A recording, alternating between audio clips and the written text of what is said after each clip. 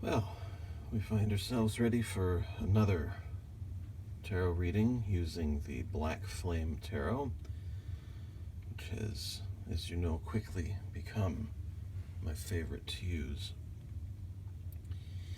Got some major stuff coming up, and so I decided to look at this from a positives, negatives, and overall perspective.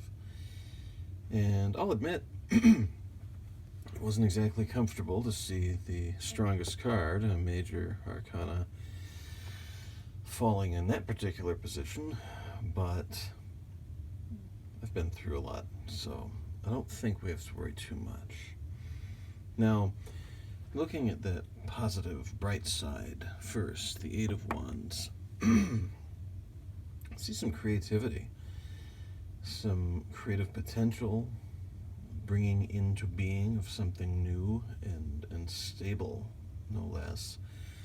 Now, I want to pay attention to some colors in this particular reading, because I see some commonalities here, mostly in these two. But we see some red, and we see some green, among others. But I'd like to focus on those for the moment. In the red, we definitely see the need to act. We definitely see the need for action.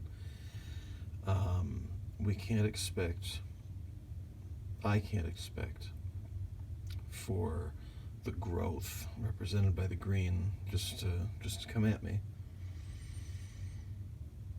Seldom do plants do that, and the ones that do, we want to kill off. We call them weeds.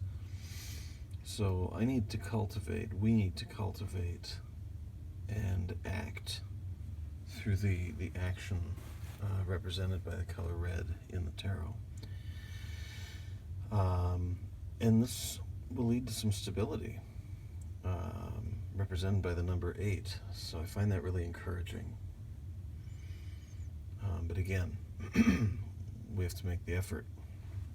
Now, we move on to the, let's call it the challenges position. I want to call it the negative position. And there we see the Hierophant, who, for those in the Temple of Set, he takes on a particularly familiar appearance. We notice a lot of purple in this card, which I associate with wisdom. If we know some history about the gentleman depicted here, Michael Aquino, we know that he went through some trials and some difficulties of various sorts, and to this day still receives threats and runs into hostility for what he did to bring into being, or to bring into awareness a new magical concept. Somehow I don't expect that particular experience in the near future for myself, or perhaps ever. But I can learn from what this card depicts, and I don't even want to think of it as too much of a negative or heavy on the challenge, but let's look at it more as how to acquire wisdom. We usually don't do that through easy circumstances. We usually remember refinement by fire, as they say. So definitely some challenges will arise, but let's look at them not in terms of failures, but in terms of successful learning experiences. And then we can integrate that and use that in the Five of Cups, which also has a somewhat less than comfortable connotation. But you'll notice here, there was some success. We managed to get some of that purple in here.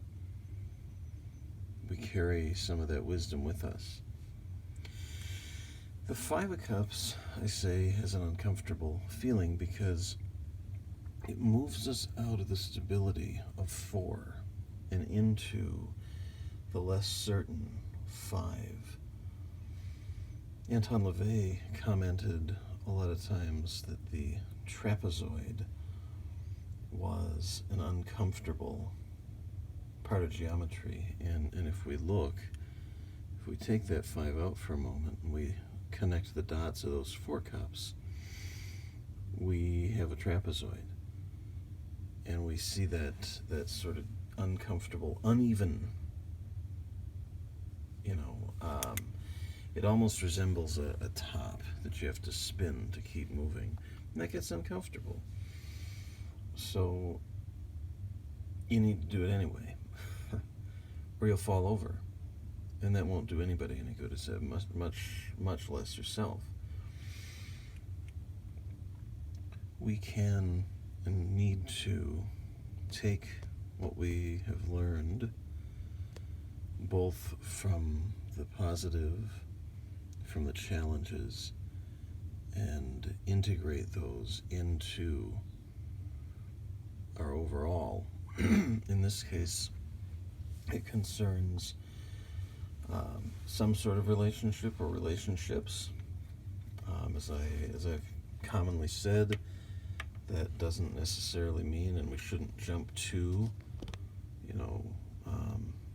taking that to mean a romantic relationship right off the bat.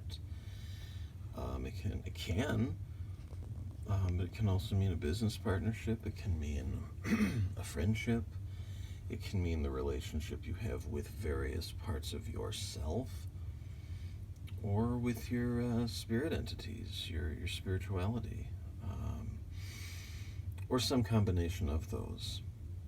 The important thing lies in combining and balancing these 2 factors and bringing them into something stable that we can learn from, apply in life, and then avoid the need to repeat those experiences again. We can move on to something new.